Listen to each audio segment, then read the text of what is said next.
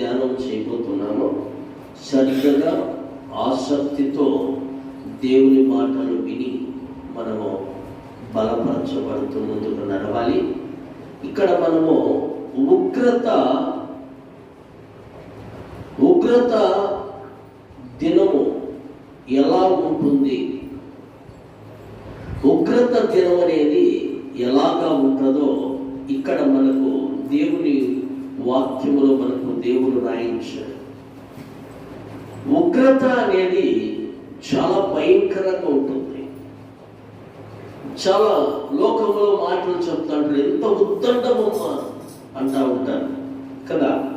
ఎంత ఉద్దండంగా వచ్చాడు, అప్పుడప్పుడే వచ్చాడు, అప్పుడప్పుడే ఆ పని చేశాడు, చెడగొట్టేసి వెళ్ళిపోయాడని చాలా మంది మాట్లాడుతూ ఉంటారు. అయితే ఈ ఉగ్రత దినం అనేది కనుక ఎలా ఉంటుందంటే అప్పుడప్పుడే జరుగుతుంది. ఆ ఉగ్రత ఎలా ఉంటుందంటే, దేవుని ఉగ్రత వచ్చిందంటే గమనించండి, దేవుని ఉగ్రత అనేది విజయవాడ పట్టణంలో ఉన్న ప్రజలను అడిగితే వాళ్ళు మంచి సమాధానాలు చెప్తారు. మాకు తెలియదయ్యా, అకస్మాత్తుగా వచ్చేసాయి నీళ్ళు, వచ్చిన తర్వాత నీళ్ళు వచ్చాయని మేము ఎక్కడ నుంచి పై స్టెప్కి వెళ్ళాము, పై స్టెప్కి నీళ్ళు వస్తే సెకండ్ ఫ్లోర్లోకి వెళ్ళాము. ఈ విధంగా మేము ఇబ్బంది పడినాము. మా వస్త్రాలు లేవు, కొట్టుకొని పోయినాయి, మా ఇంట్లో ఉన్న సామాన్లన్నీ కొట్టుకొని పోయినాయి. అయితే మేము ఒట్టి చేతల మిగిలినామన్న వాళ్ళు చాలా మంది ఉంటారు. అయితే ఉగ్రత దినము అనేది మనకు ప్రభు ఎవరి ద్వారాగా రాయించాడు అంటే ఇర్మియా భక్తుని ద్వారాగా దేవుడు రాయించాడు. ఇర్మియా భక్తుని ద్వారాగా దేవుడు రాయించిన మాటలను మనము చదువుకొని అందులో ఉన్న మాటలను మనము తెలుసుకొని మరింత మనము బలపరచబడాలి. ఈ ఉపాస స్వస్థత కూడికకు వచ్చిన దేవుని బిడ్డలందరికీ నా హృదయపూర్వకమైన వందనాలు, దేవునికి స్తోత్రాలు చెల్లిద్దాం. హల్లెలూయా, గట్టిగా చెప్తాం హల్లెలూయా. దేవునికి మహిమ కలుగును గాక. హల్లెలూయా. ఇక్కడ చూద్దాం ఉగ్రత దినము ఎలా ఉంటుందో. ఈరోజు ఉగ్రత దినము గురించి మనం నేర్చుకుందాం. రేపు దినము ఆదివారం దినము మనకు బల్ల ఆరాధన ఉంది. ఉగ్రతల నుంచి ఎలా తప్పించబడడానికి మార్గము ఒక ప్రభు చూపించాడు. ఇప్పుడు ఒక పక్క నుంచి ఒక గాలి విసురుతుంది అంటే మరి ఈ పక్క నుంచి ఒక గాలి విసరడానికి ప్రభు మార్గము చూపిస్తాడు. కొంతకాలము ఎట్లుంటుంది, తూర్పు నుంచి పరమటికి, కొంతకాలము పరమటి నుంచి తూర్పుకు, ఈ విధంగా గాలి విసురుతూ ఉంటుంది. అలాగా ఉగ్రత కనుక మన మీదికి ఎలాగ వస్తుందో ఆ ఉగ్రతలో నుంచి మనము తప్పించబడడానికి కనుక మనకు మార్గాలు ఉన్నాయి. మార్గమై ఉన్న ప్రభే మనకు మార్గము. చప్పట్లు కొడుతూ ప్రభు నామాన్ని మహిమపరుద్దాం. ప్రభు మార్గము తెలిస్తే ఎవ్వరు మొయ్యలేరు. చూద్దాం ఇర్మియా 30వ అధ్యాయము 23వ వాక్యము. ఉగ్రత దినం అనేది ఎలాగుంటుంది అని మనకు ఇక్కడ లేఖనాల ద్వారా దేవుడు రాయించాడు. ఉగ్రత దినము ఎలాగ ఉంటుందో ఇక్కడ మనము చూద్దాం. 30వ అధ్యాయము 23వ వాక్యము చూద్దాం. ఇదిగో యెహోవా మహోగ్రతను పెనుగాలి బయలుదేరుచున్నది, అది గిరగిరా తిరుగు సుడిగాలి, అది దుష్టుల మీద పేర్లున దిగును. హల్లెలూయా. ఇక్కడ దేవుని ప్రియులారా గమనించండి, ఎవరి మీద ఈ ఉగ్రత దిగుతుంది అని అంటే దుష్టుల మీద. దుష్టుల మీద ఈ ఉగ్రత దిగుతుందంట. దుష్టత్వము ఎవరు చేస్తున్నారో, ఎవరు పాపము చేస్తున్నారో, ఎవరు దేవునికి అయిష్టకర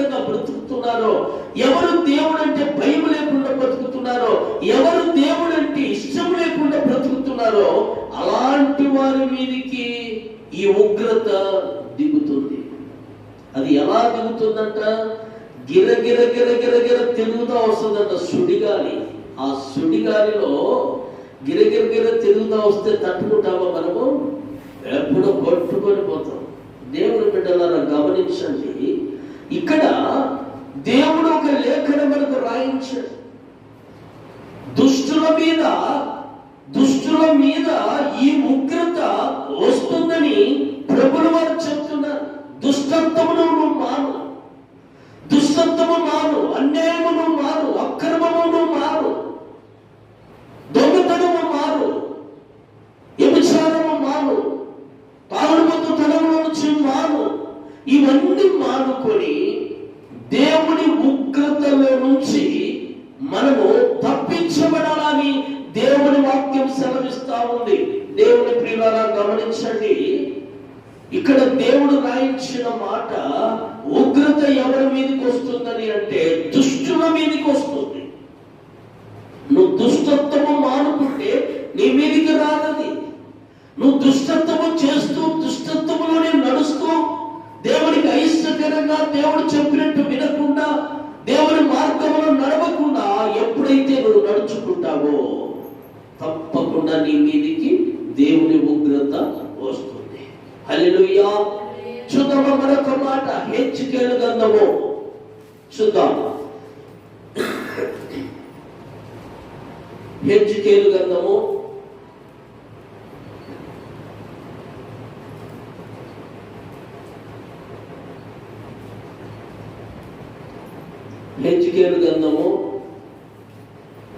22వ అధ్యాయము చూద్దాం.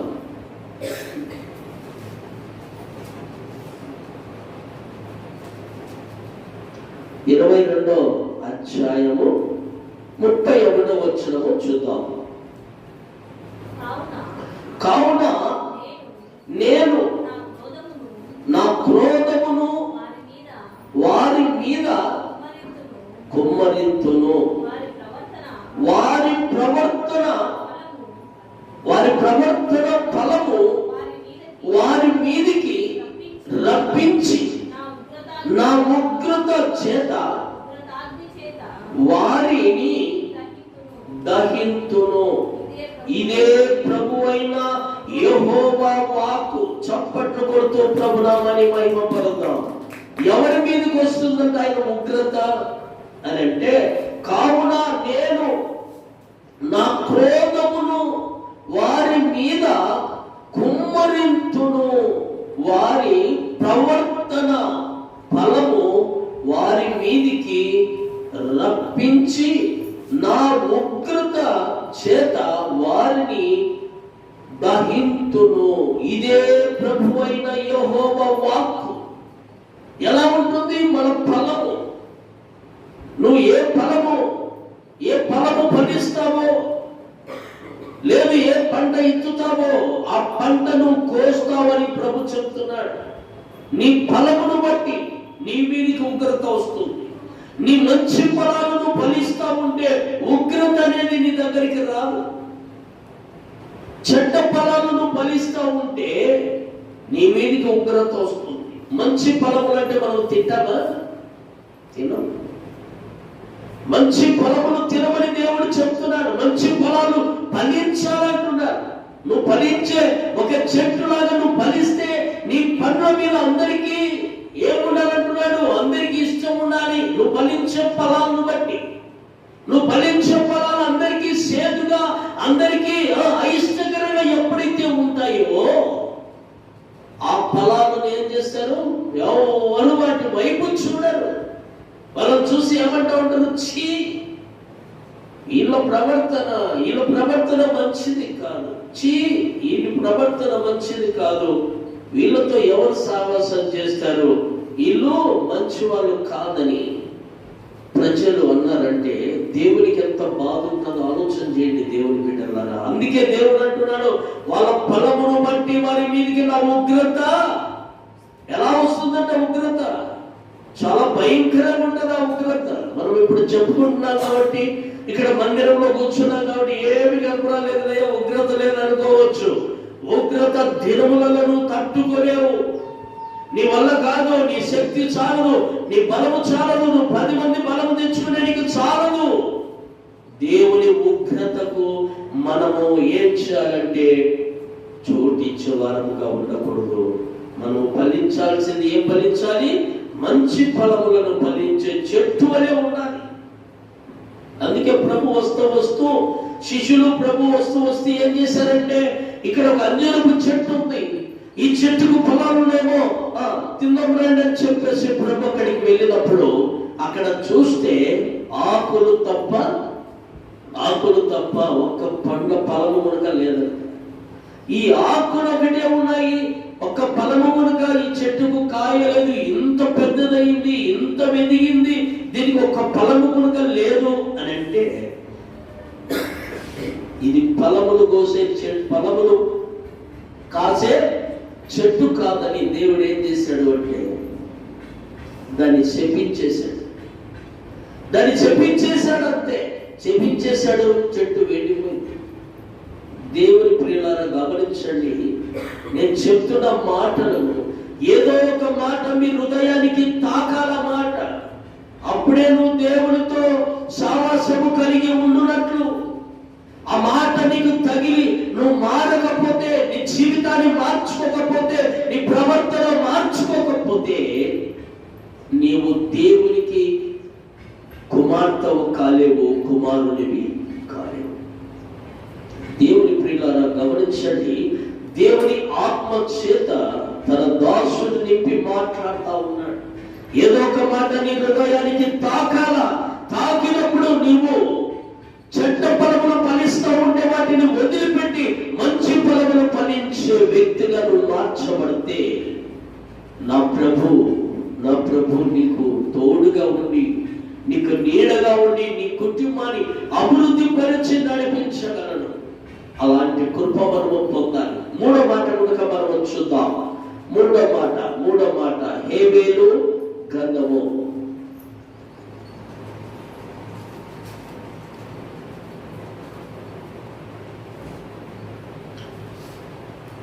చూద్దాం. హేబేలు గ్రంథము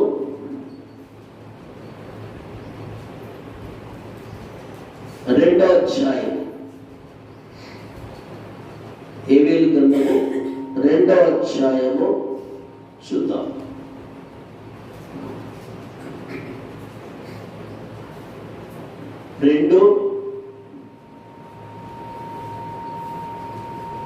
హేబేలు గ్రంథము 2వ అధ్యాయము 30వ వాక్యము.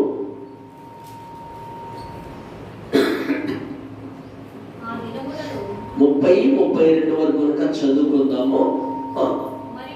మరియు ఆకాశమందును భూమి యందును మహాకార్యములను అనగా రక్తమును, అగ్నిని, ధూప స్తంభములను కనపరచెదను. యెహోవా యొక్క భయంకరమైన ఆ మహాదినము రాకముందు సూర్యుడు తేజోహీనుడగును, చంద్రుడు రక్తవర్ణమగును. యెహోవా సెలవిచ్చినట్లు సీయోను కొండ మీదను యెరూషలేములోను తప్పించుకొనిన వారందరూ శేషించిన వారిలో యెహోవా పిలుచువారు కనబడుదురు. ఆ దినమున యెహోవా నామమును బట్టి ఆయనకు ప్రార్థన చేయు వారందరూ రక్షింపబడుదురు. చప్పట్లు కొడుతూ ప్రభునామాన్ని మహిమపడుతాం. చదవబడిన లేఖన మనకి ఏమని సెలవిస్తా ఉందంటే, సూర్యుడు నలుమైపోతాడంట. చంద్రుడు చంద్రుడు ఏమైపోతారంటే నలుమైపోతారు, పనికి రాకుండా అయిపోతుంది. అలాంటి ఉగ్రత వస్తుందంట. అలాంటి ఉగ్రత వచ్చినప్పుడు మనం ఎక్కడుంటాము? ఆ ఉగ్రత కాలిపోతాం. సూర్యుడే నలుమైపోతాడంట. మరి చంద్రుడు ఆ విధంగా అవుతాడని దేవుని వాక్యం సెలవిస్తా ఉంది. మరియు ఆకాశమందును భూమి అందును మహాకార్యములను అనగా రక్తమును అగ్నిని ధూమ స్తంభములను కనపరచెదను. అగ్ని వస్తుందంట మన మీదికి. అగ్ని వచ్చినప్పుడు మనం ఏం చేస్తాం? కాలిపోతాం. మామూలు పొయ్యిలో అగ్ని పట్టుకుంటేనే మనం కాలిపోతాం. కాలుతా ఉంటాయి, చేతులు కాలుతాయి. కొంతమంది నాకు తెలిసిన ఒక అమ్మాయి ఏం చేసింది, పోయి కిరోసిన్ పోసుకొని అగ్గి పెట్టుకుంది. రక్షించు రక్షించు రక్షించు. ఎవరు రక్షిస్తారు? నువ్వు చేసుకున్న పని తప్పది. అలా చేసుకోమని ఎవరు చెప్పారు నీకు? దేవుడు చెప్పాడా? నువ్వు బతకలేకపోతే నువ్వు అగ్ని పెట్టుకొని కాల్చుకొని చావని చెప్పాడా? నువ్వు బతకలేకపోతే వాసన తాగి చచ్చిపో అని చెప్పాడా దేవుడు? నువ్వు బతకలేకపోతే నన్ను ఆశ్రయించు, నీకు నేను తోడు ఉంటానంటాడు ప్రభు. నువ్వు బ్రతకలేకున్నావు, నీ బిడ్డను పోషించుకోలేకున్నావు, నీ భర్తతో అవసరం పడుతున్నావు, నువ్వు నెరవేర్చుకోలేకపోయి బాధపడుతున్నావా? నన్ను ఆశ్రయించు, నన్ను ఆశ్రయించు, నీకు నేను తోడుగా ఉంటాను, నీ కుటుంబానికి నీడగా ఉంటాను, నీ కుటుంబానికి నేను అండగా కొండగా ఉండి నడిపిస్తానని దేవుని వాక్యం సెలవిస్తా ఉంది. నువ్వు బతకలేకపోయి కిరోసిన్ వేసుకొని అగ్గి పెట్టుకొని నన్ను రక్షించు రక్షించండి. ఎవరు రక్షిస్తారు? ఎవరు రక్షించరు. నువ్వు వాసనలు తాగి నన్ను రక్షించండి అంటే ఎవరు రక్షిస్తారు? నిన్ను రక్షించేవాడంటూ నీకు ఎవడి భూమి మీద లేరు. రక్షించేవాడు వాసనలు తాగినా, అగ్ని పెట్టి కాల్చుకున్నా, నీవు రకరకాలుగా మాత్రలు మింగి చనిపోవాలని ఆలోచన కలిగి ఉన్నా, నిన్ను బ్రతికించాలంటే నా దేవుని ఒక్కరి వలనే సాధ్యమవుతుంది. చప్పట్లు కొడుతూ ప్రభునామని మహిమ పొందుతావు.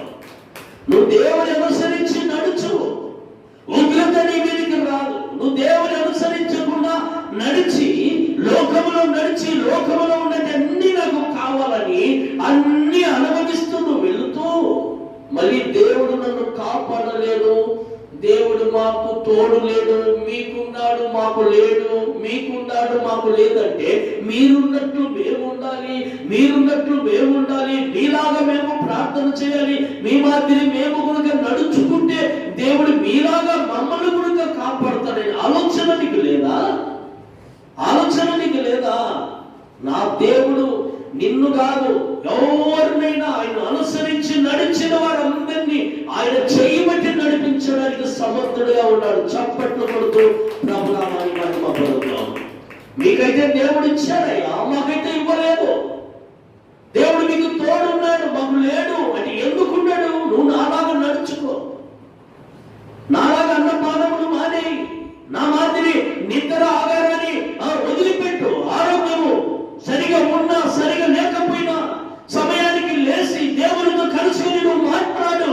దేవునితో నువ్వు మాట్లాడుతూ ఉంటే, దేవుడు నీతో మాట్లాడుతూ ఉంటే నీకున్న అనారోగ్యం నీ దగ్గర ఉంటుందా? ఉండవేస్తున్నావున్నది తొలగిపోతా ఉంటుందని. అలాంటి కృప మనం పొందుకోవాలి. నాకు నిన్నటి నుంచి చలి జ్వరంతోనే బాధపడుతూ వేదపడుతున్నా కానీ నా ప్రభును వదిలిపెట్టకుండా ప్రార్థన చేస్తూ వచ్చాను. ఒక పక్క వణుకు పుడతా ఉంది, అయినప్పటికీ ప్రార్థన చేస్తూ వచ్చాను. నా ప్రభు అద్భుతంగా నిన్న బేస్తవారం డ్యూటీకి పంపించాడు. ఈరోజు శుక్రవారం ఆరాధన ఎలా చేయాలా, ఎలా చేయగలుగుతాను ప్రభువా అని ప్రార్థన చేశాడు. నేను నీకు తోడున్నాగా నువ్వెందుకు భయపడుతున్నావు అన్నాడు ప్రభు. మాట్లాడేది నేను, నువ్వు నిమిత్తమంతులుగా నిలబడు చాలు, నీతో నేను మాట్లాడించుకుంటా, నీతో నేను నడిపించుకుంటా, దానికి నేను సమర్థుడనే ఉన్నాను చూడన్నాడు. నేను సంతోషంగా ప్రభుకు ప్రార్థన చేసి ప్రభు మీద వదిలిపెట్టాను. దేవుని ప్రియులారా గమనించండి, దేవుడితో నువ్వు నడిస్తే దేవుడు సమస్తాన్ని నీ దగ్గర ఉండేటన్ని ఆ చెడు ఆలోచన, చెడు తలంపులన్నీ వాటిని ఆయన తీసుకుంటాడు. నీకు మంచి యువులు నీకు దయచేస్తాడు నా ప్రభు.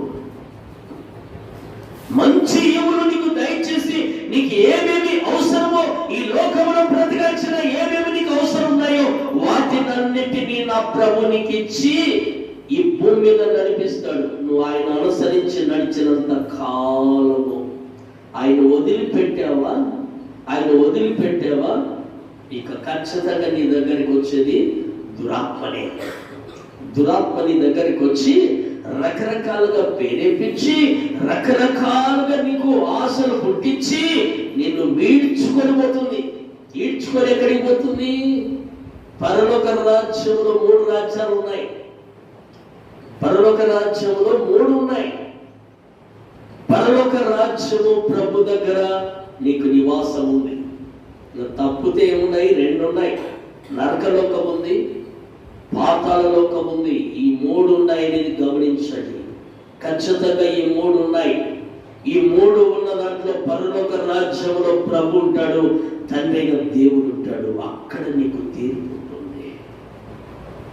ఆ తీర్పులో నోములాస్, నా చెల్లి, నా తల్లి, నా అక్క, నా కొడుకయ్య ముద్దుగా సాక్కునే అవన్నీ ఉండవు అక్కడ. అవన్నీ ఉండవు అక్కడ. నువ్వు ముద్దుగా సాక్కునే ఉండవు అక్కడ. నా కొడుకయ్యా, నా కుమార్తెయ్య లేక లేక పుట్టాడు, లేక లేక పెంచుకున్నానని నువ్వు ఎన్ని చెప్పినా, నా కష్టార్జితం అంతా తారుపోసి బతికించుకున్నానయ్యా ఈ బిడ్డనని నువ్వు చెప్పినా అక్కడ నోములాచు. అక్కడ ఏముండవు. ఏమి ఎత్తుతావో అక్కడ నీకు వస్తావు. దేవుని ప్రేమను గమనించండి.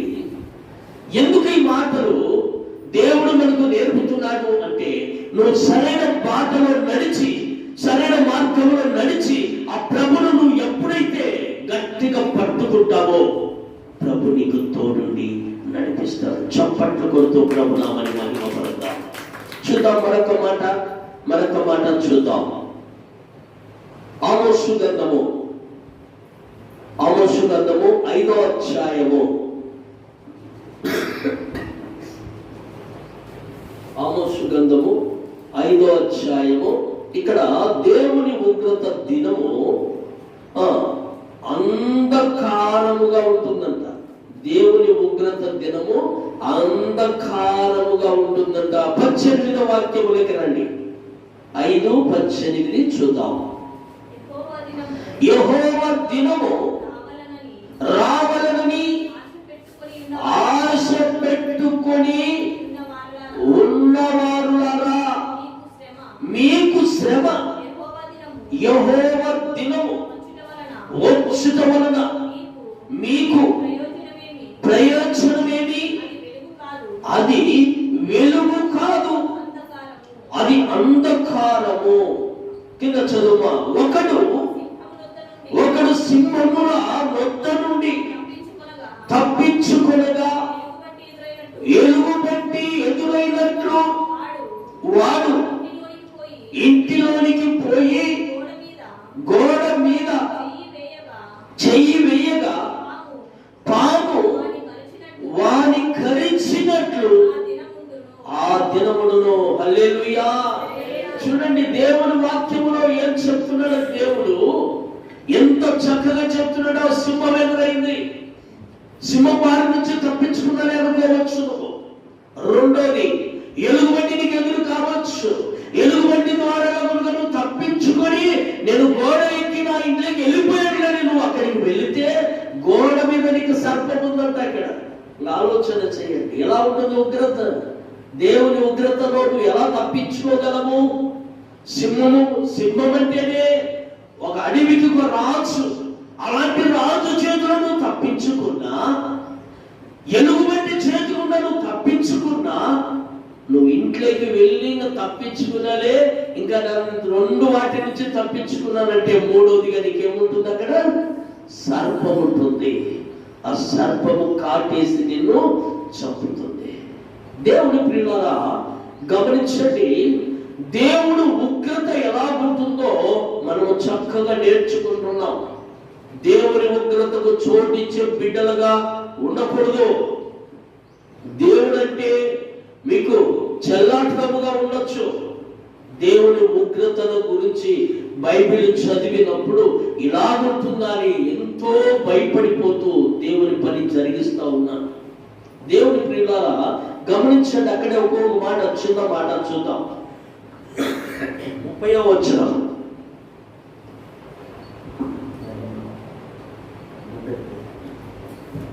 30వ వచనం చూద్దాం. యెహోవా దినము నిత్యముగా వెలుగై ఉండును కదా, వెలుగై ఉండదు కాదా, వెలుగు ఏ మాత్రమును లేక అని కారు చీకటిగా ఉండదా. హల్లెలూయా. వెలుగు అంటే ఎలా ఉంటుంది అంటే, వెలుగు దినమును నువ్వు తెలుసుకోకపోతే, చీకటిలోకి నువ్వు వెళ్ళినప్పుడు నీకు ఏమి కనపడుతుంది? అక్కడ చీకటిలో ఏమి కనపడదు. చీకటి అనేది అమ్మవారికి సాదృశ్యమై ఉంది, వెలుగు దేవునికి సాదృశ్యమై ఉంది. నువ్వు వెలుగులో నడుచుకుంటే నీకు వెలుగులో ఎక్కడ మరక ఉందో, ఎక్కడ ఏ ఇబ్బంది ఉందో, ఎక్కడ కష్టం ఉందో, ఎక్కడ లోతు ఉందో నీకు తెలుస్తుంది. చీకటిలో పోయినాక ఏం కనపడుతుంది? చీకటిలో అంత పొల్లాడి వస్తే వెలుగులోకి వచ్చినప్పుడు కనపడుతుంది మన జాతకం అంతా. అంతే కదా. నేను కూడా ఒకప్పుడు చీకటిలో ఉన్నవాడనే, నేను కూడా ఒకప్పుడు చీకటిలో ఉన్నవాడే. వెలుగుల గురించి తెలుసుకున్నవాని కాదు, వెలుగులో నడుచుకున్నవాని అస్సలే కాదు. దేవుని ప్రియులారా గమనించండి, వెలుగనేది నిన్ను మంచి బాటలో నడిపిస్తుంది, మంచి త్రోవలో నడిపిస్తుంది. 10 మంది మనుషులలో తిరిగినా నీకు ఎక్కడా కానీ ఆ లోకంలో ఉన్న మాలిన్యం నీకు అంటుకోదు. నువ్వు వెలుగులో నడిచినంత వరకు దేవుడు నీకు తోడు ఉంటాడు, దేవుడు నీకు నీడగా ఉంటాడు. చీకటిలోకి నువ్వు నడుస్తావా? నడుచుకో, దేవుడు వదిలిపెట్టేశాడు. చీకటిలో ఉన్న మార్గం ఎలా ఉంటుందో తెలుసా? చాలా ఉగ్రత ఉంటుంది, సింహం ఉంటుంది, ఎలుగుబంటి ఉంటుంది.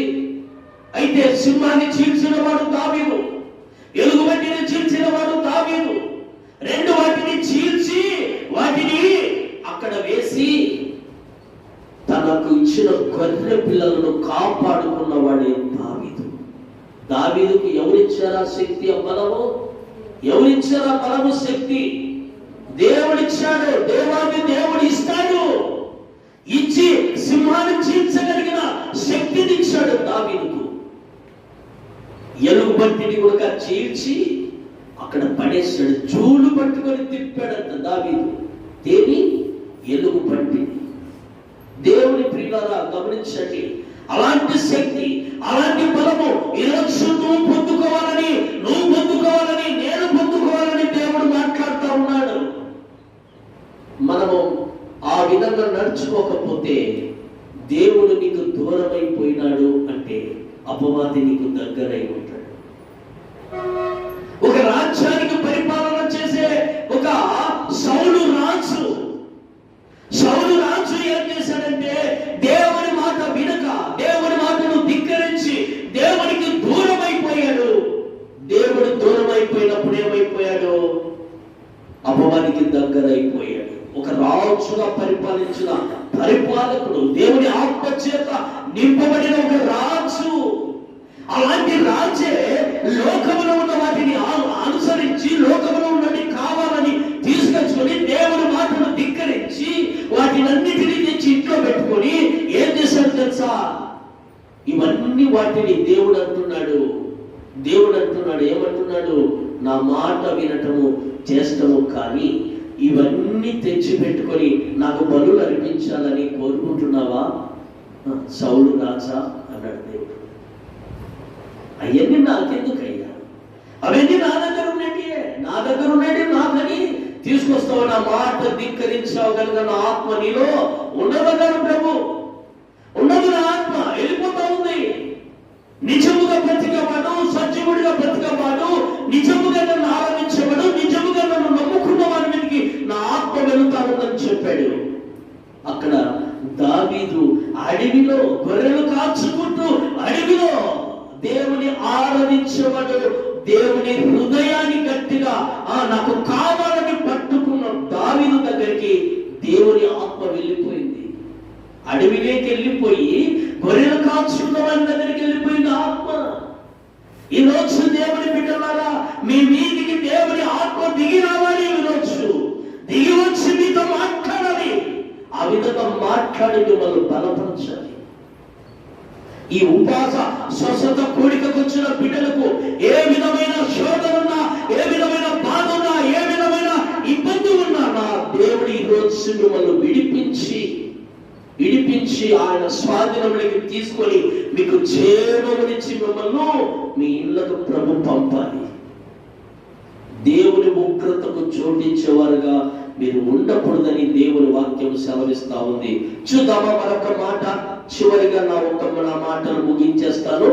జపన్య గ్రంథము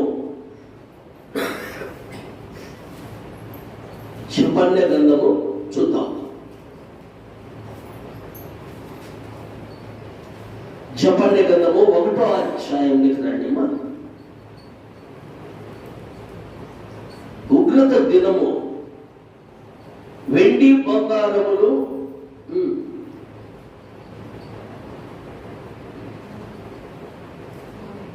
చూద్దాం. జపన్య గ్రంథము 1వ అధ్యాయము 15వ వాక్యము చూద్దాం. 1:15 చూద్దాం. ఆ దినము ఉగ్రత దినము, శ్రమయు, ఉపద్రవమును, మహానాశనమును, కమ్ము దినము, అంధకారమును, గాఢాంధకారమును, కమ్ము దినము, మేఘములను, గాఢాంధకారమును, కమ్ము దినము. హల్లెలూయా. ఆ దినము ఎలా ఉంటుందంట? గాఢాంధకారమును కమ్ము దినమని. అలాంటి దినము మనకు ఒకటి వస్తుంది. ఆ దినములలో నోవాహు ఎలా చేశాడు తెలుసా? నోవాహుతో దేవుడు చెప్పాడు, నా ఉగ్రత రాబోతా ఉంది. నోవాహు, నీ కుటుంబము, నిన్ను అనుసరించిన వచ్చిన వారందరూ ఒక ఓడను సిద్ధం చేసుకో, నేను మహా జల ప్రేమ రానిపోతున్నాను అని నోవాహుతో దేవుడు చెప్పాడు. నోవాహుతో ఎప్పుడైతే దేవుడు చెప్పాడో, దేవుడితో నోవాహు మాట్లాడిన దినాలలో ఏమి చెప్పాడంటే, నేను చెప్తున్నా నీకు ఒక ఓడను సిద్ధం చేసుకో. ఆ ఓడ ఏ కర్రతో చేసుకుంటావంటే చితిస్థారము మానుతో ఒక ఓడను సిద్ధము చేసుకో. చేసుకున్న తర్వాత వాటికి కీళ్లు పూసి వాటిని చక్కగా అరగబెట్టి కిటికీలు పెట్టి చేసుకో అని చెప్పి దేవుడు ఎవరికి చెప్పాడు అంటే నోవాహుకు చెప్పాడు. నోవాహుకు ఎప్పుడైతే చెప్పాడో, నోవాహు దేవుడు చెప్పినట్లుగా తన కొడుకులు, తన కోడళ్ళు, తన భార్య అందరూ కలిసి ఆ గ్రామంలో ఉన్న వారందరి ఎదుట వారి పనులు వాళ్ళు చేసుకుంటూ తర్వాత ఈ కర్రలన్నీ తెచ్చి ఒక ఓడను సిద్ధం చేస్తా ఉంటే,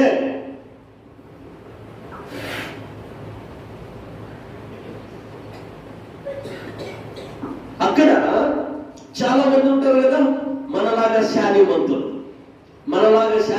ఉంటారు కదా చాలా మంది. నోవాహు కుటుంబాన్ని ఏం చేశారు? ఎగతాళి చేశారట.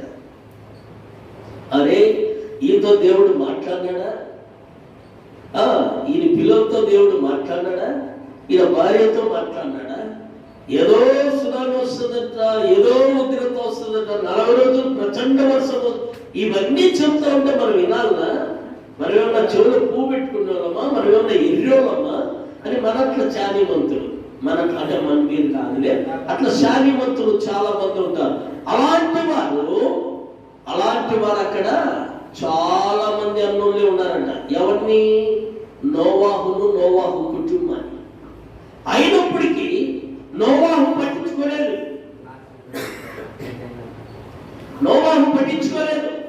నోవాహు కుటుంబం పట్టించుకోలేదు.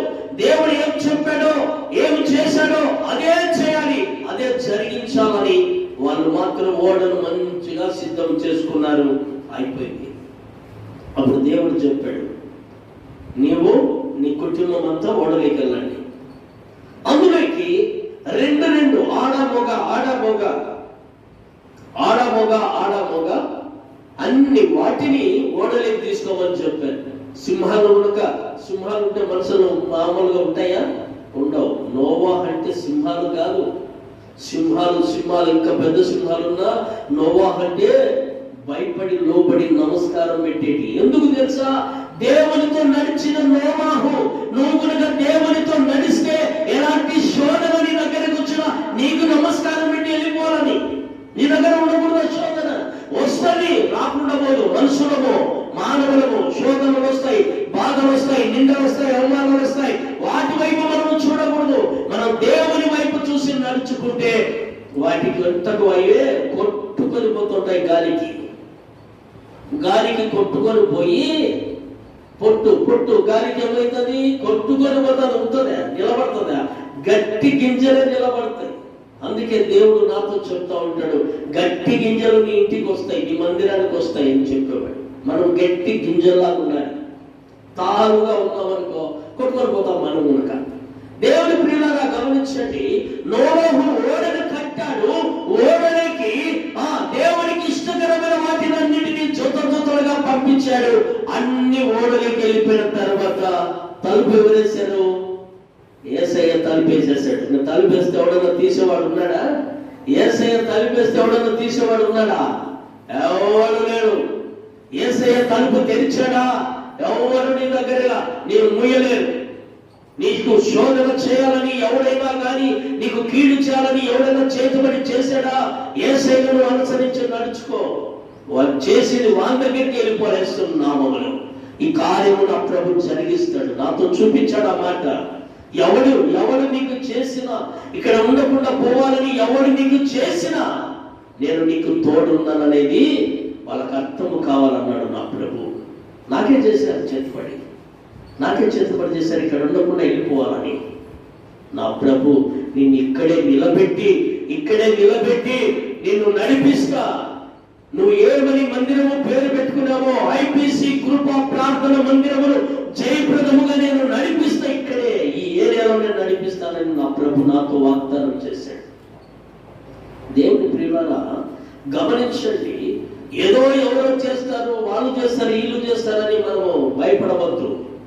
ఒక అమ్మకు ఇట్లే చేతుబడి చేసి మెడకు పాము చుట్టుకునేట్టుగా చేశారు. పాము ఎప్పుడు నా మెడకు చుట్టుకుందయ్యా అని ఏడుస్తుంది. పాము నా మెడకు చుట్టుకుందయ్యా అని ఏడుస్తూ ఉంటే నేను చాలాసార్లు ప్రార్థన చేస్తూ వచ్చాను. ఇక్కడ నుంచి ప్రార్థన చేసినప్పుడల్లా మీకు విడుదల వస్తుంది. మళ్ళీ వచ్చింది అన్నప్పుడు అలా భర్త ఇద్దరు కలిసి, అయ్యా మీరు లాంటి ఫ్యామిలీతో వచ్చి మా ఇంట్లో ప్రార్థన చేసి వెళ్ళండి అని చెప్పాను. ఆ రోజు వెళ్ళాను, ఆ కుటుంబంలో ఫ్యామిలీతో వెళ్ళాను. ఆ కుటుంబంలో ప్రార్థన కూడిక పెట్టాను. ఉపవాస ప్రార్థన చేసి, ఆరాధన చేసి, వాక్యము చెప్పి ప్రార్థన చేస్తే ఈ రోజు వరకు ఆ కుటుంబంలో ఆ శోధన అనేది లేదు. చప్పట్లు కొడుతూ ప్రభునామని మహిమపడతాం. ఇది ప్రభు చేస్తాడు ఈ కార్యము. నువ్వు ప్రభును అనుసరించి నువ్వు నడవాలి. ప్రభును నువ్వు అనుసరించి నడిచినంత కాలము నువ్వు ఏ శోధనలో పడిపోయినా నా ప్రభు నిన్ను శోధన నుంచి లేపి నడిపించగలడు. దేవుని ప్రియులారా గమనించండి, శోధనలు రాని మానవుడు లేడు. ఉన్నాడు ఎవడన్నా?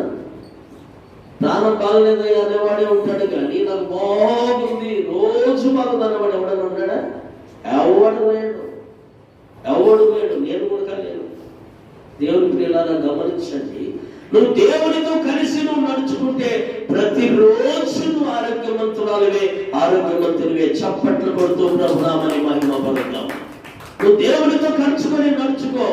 ఎన్ని శ్రమలు వచ్చినా, ఎన్ని బాధలు వచ్చినా, నిందలు వచ్చినా, అవమానాలు వచ్చినా నా ప్రభు నిన్ను అంచెలంచెలుగా ఆశీర్వదించి నిన్ను నడిపించడానికి ఆయన సమర్థుడుగా, శక్తి కలిగిన వాడుగా ఉన్నాడు. దేవుని ప్రియులారా గమనించండి, అక్కడ 18వ వాక్యం చదువమ్మా. యెహోవా ఉగ్రత దినమున తమ వెండి బంగారములను వారిని తప్పింప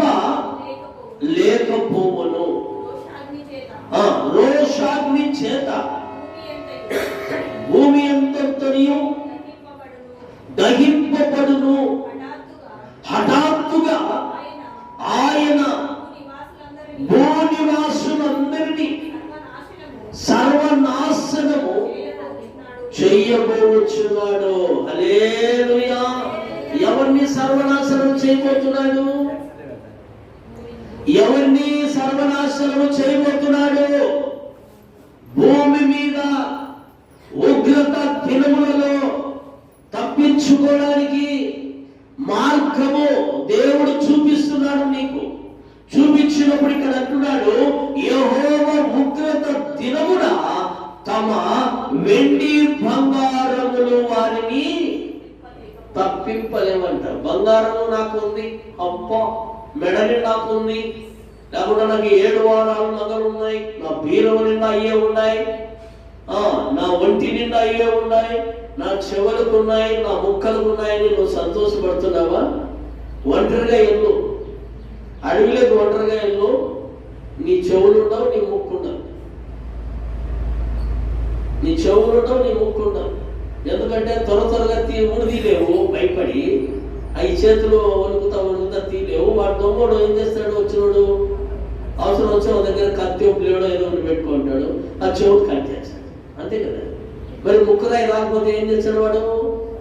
నువ్వు తిప్పుతా ఉంటావు, భయపడి రాదు. అప్పుడు ఏం చేస్తాడు? ముక్కు కూడా కట్ చేస్తాడు. నీ బంగారం నిన్ను రక్షించుందా? రక్షించదు. నీ ఎండి నిన్ను రక్షించదు. నా దేవుని ఉగ్రతల నుంచి నువ్వు తప్పించబడితే నిన్ను ప్రతి విషయములను అడుగులలో నిన్ను నా ప్రభు తప్పించి నడిపించగలడు. యేసేపు దేవుని అనుసరించి నడిచాడు, శ్రమలలో నడిచాడు, బాధలలో నడిచాడు, ఇబ్బందులలో ఇరుకులలో నడిచాడు. ఆయన గుంటల కన్నా దేవుని వైపే చూశాడు. గుంటలో వేశారు కదా దేవుడు ఆడాడు అనుకున్నాడా? లేదు. గుంటల కన్నా దేవుని వైపు చూశాడు. అక్కడి నుంచి జైల్లో ఉన్న దేవుని వైపు చూశాడు. నేను దేవుని నమ్ముకుంటే నాకు జైల్లో వేయాలన్నా, అట్లా పడకూడదు కదా అంటే అది కాదు. ప్రభు నడిపించే మార్గాలు అలా ఉంటాయి. ప్రభు శ్రమల మార్గంగా నిన్ను నడిపిస్తేనే ఇప్పుడున్న ఈ శ్రమలను బట్టి నీకు ధైర్యం వస్తుంది. శ్రమలే నీకు రాలేదంటే దేవునికి నీకు దూరం కావాలని గ్యారెంటీ చెప్తున్నా. ఈ మాట చెప్తున్నా. శ్రమే నీకు రాలేదంటే దేవునికి నీకు ఎంతో దూరం ఉన్నావని గుర్తుపెట్టుకో. శ్రమ నీతో కలిసి నడుచుకుంటుంది. శ్రమ నీతో కలిసి నడుచుకుంటుందంటే నువ్వు దేవునితో కలిసి నడుచుకుంటున్నావు అన్నమాట. సత్యం ఇది. దేవుని ప్రియులారా గమనించండి. శ్రమల మార్గంగా మనం వెళ్తా ఉంటే దేవుడు మనలో ఆనందిస్తూ, ఆయనలో మనం ఆనందిస్తూ, ఆయన మనమంటే ఆనందిస్తూ నడుచుకుంటా వెళ్ళినప్పుడే నువ్వు పరలోక రాజ్యములో ప్రభు దగ్గర నిలబడినప్పుడు కనుక నీ దగ్గర ఏముంటుంది? ధైర్యం ఉంటుంది. ప్రభు మార్గంలో నడిచినప్పుడు, ప్రభు ఎదుట నిలబడినప్పుడు, ప్రభు తీసుకెళ్లి తండ్రి దగ్గర పెట్టి శ్రమల మార్గంగా ఈ ముగ్గురు వచ్చారు. శ్రమల మార్గంగా మన ఇద్దరు వచ్చారు. ప్రతి శ్రమలో, ప్రతి బాధలో, ప్రతి నిందలో, ప్రతి అవమానంలో నాకు దూరము కాకుండా నన్ను అనుసరించి నడిచిన వారి ఇల్లే తండ్రి అన్నాడు అనుకో ప్రభు. అప్పుడు ఎలా ఉంటుంది మనకి ఎలా ఉంటుంది? ఆ సంతోషాన్ని ఆలోచన చేయండి. ఇప్పుడు అక్కడ 100 మంది ఉన్నారు, పరుగు పందెం పెట్టారు. పరుగు పందెంలో శ్రమ ఉంటుందా ఉండదా? పరిగెత్తుకుంటూ పోయి ఫస్ట్ ప్రైజ్, సెకండ్ ప్రైజ్ గెలిచావనుకో, అక్కడ నిలబెట్టి వీళ్ళిద్దరు ఎంత శ్రమతో పరిగెత్తారయ్యా, కష్టపడి పరిగెత్తారు. రాళ్ళు ఉన్నాయి, రప్పలు ఉన్నాయి, దాటుకుంటూ కంపలు ఉన్నాయి, దాటుకుంటూ వచ్చి వీళ్ళు గెలుచుకున్నారయ్యా ఈ పందెం అని అందరితో చెప్తే మీకు ఎట్లుంటుంది? ఒక ఆలోచన చేయండి. దేవుని బిడ్డలారా, దేవుడు కోరుకున్నది కూడా కాదు. శ్రమ వచ్చిందని ప్రభుకు దూరం కావాలండి. శ్రమ వచ్చిందని ప్రభుకు దూరం కావాలండి. శ్రమ వచ్చిందా, దాన్ని జయించగలిగిన శక్తి నాకు కావాలి ప్రభు అని నువ్వు ప్రార్థన చేయి. శ్రమకు తగ్గిన శక్తిని నా ప్రభు ఇస్తుంది. నేను నా కోడలు చెప్పాను, శ్రమ వచ్చింది, బాధ వచ్చింది, హాస్పిటల్కి వెళ్తున్నాం, తగ్గలేదంటే నేను చెప్పాను, అమ్మాయి నువ్వు ప్రభుని అనుసరించి నడుచు, నేను ప్రార్థన చేస్తా, ఆ శ్రమ కొంతకాలం నీ దగ్గర ఉంటుంది, ఎలా వెళ్ళిపోతుందో చూడురా అని చెప్పాను. అంతే అనుకున్నది. కష్టపడింది, శ్రమ పడింది, ఎక్కువ లేచి ప్రభుకు ప్రార్థన చెయ్యి. ప్రభు తప్పకుండా నీకు ఆరోగ్యాన్ని ఆయుష్ని పెంచుతాడు. ఆయన హిజ్కియాకు పెంచలేదా? 15 సంవత్సరాలు మరణము, నువ్వు ఈరోజు మరణం అయిపోతున్నావని యెషయా ద్వారా దేవుడు పంపించాడు. పంపించినప్పుడు యెషయా చెప్పాడు, నీకు మరణం అయిపోతున్నావు దేవుడు చెప్పాడు నాకు అన్నాడు. అనగానే హిజ్కియా రాజు ఏం చేశాడు? ఆ వాళ్ళకు మల్లుకొని గోడ వైపు తిరిగి కన్నీరు కార్చి ప్రభుకు ప్రార్థన చేసేది. నేను రావచ్చు కదా, నాకెట్లా మరణం వస్తుంది, నువ్వెట్లా చెప్పు, నీకు వచ్చావు, నీకు బుద్ధి ఉందా లేదా అని అడగదా? ఎందుకు అడగదా? ఇదంతా దేవుడి చేతిలో ఉందని గమనించాడు కనుకనే దేవుడికి మొర పెట్టాడు ఎనికి తిరిగి. అంతే. మళ్ళీ అదే దాసుని దేవుడు పంపించి నీకు 15 సంవత్సరాల ఆయుష్ని పెంచుతున్నాను అని మళ్ళా దేవుని ద్వారాగా, అదే దాసుని ద్వారాగా దేవుడు పలికించాడు. అలాంటి కృప మనము పొందుకోవాలి. అలాంటి విషయం మనము పొందుకొని మనము ముందుకు నడవాలి. అప్పుడే దేవుడు నీకు తోడుగా నీడగా ఉంటాడు. శ్రమ వచ్చింది కదా, నిన్న ప్రార్థన చేయకపోతే జ్వరం వచ్చింది అని కొంతమంది అంటే, అంతేలే నీకు జ్వరం వచ్చింది కదా అంటాడు దేవుడు అని ఇంకొకరు వచ్చి, పక్కన అపమానిగాడు వచ్చి ఇంకొకటి దొరకచ్చాడు. చర్చికి పోతే నీకెందుకు వచ్చింది ఒక శ్రమ అంటది ఇంకొక వచ్చి. ఇంకొక నుంచి రోజు ప్రార్థన పెడుతున్నావు కదా, నీకు రాకూడదు కదా అంటే ఎవరు చెప్పారు రాకూడదని? పరిశుద్ధ గ్రంథం ఏమని చెప్తా ఉంది? నువ్వు శ్రమల మార్గములో ప్రభు దగ్గరికి చేరి ప్రభుతో నువ్వు నడుచుకుంటే లోకములో నీకు పరలోక రాజ్యం నీకు దక్కుతుందని పరిశుద్ధ గ్రంథం నీకు సెలవిస్తా ఉంటే, శ్రమలే రాకూడదు కదా. దేవుని బిడ్డలకు పోవచ్చాయి శ్రమలు అంటే నువ్వు దేవునికి దూరం కూడా దానికి నీకే వచ్చాయి. దుర్మార్గురాలా అనాల మనం. నీకు దేవునికి దూరం ఉన్నావు, దేవుని గురించి నీకు తెలియదే. దేవుని గురించి నాకు తెలుసు, దేవుని మీద నడుచుకుంటున్నాను, ఆ శ్రమను ఏంటో నాకు తెలుసు, ఈ శ్రమను తప్పించడానికి మార్గము చూపించే దేవుడే నేను కలిగి ఉండేదని చెప్పి మనము మాట్లాడాలి. అలాంటి వీరులముగా మనము నిలబడి ప్రభుకు సాక్షులుగా బ్రతుకుదాం. రక్షణ లేదా? నువ్వు రక్షణ పొందు. మారు మనసు లేదా? నువ్వు మారు మనసు పొందు. పాప క్షమాపణ నీ దగ్గర లేదా? పాప క్షమాపణను పొంది దేవుని గట్టిగా పట్టుకో. నీ కుటుంబానికి వచ్చిన శ్రమ కావచ్చు, నీ కుటుంబానికి వచ్చిన బాధే కావచ్చు, నిందే కావచ్చు, అవమానమే కావచ్చు, నా ప్రభు తప్పించి జయము నీకు ఇచ్చి నా దేవుడు నడిపించగలడు. దేవుడి మాటలు దీవించి ఆశీర్వదించును గాక. ఆమేన్. హల్లెలూయా.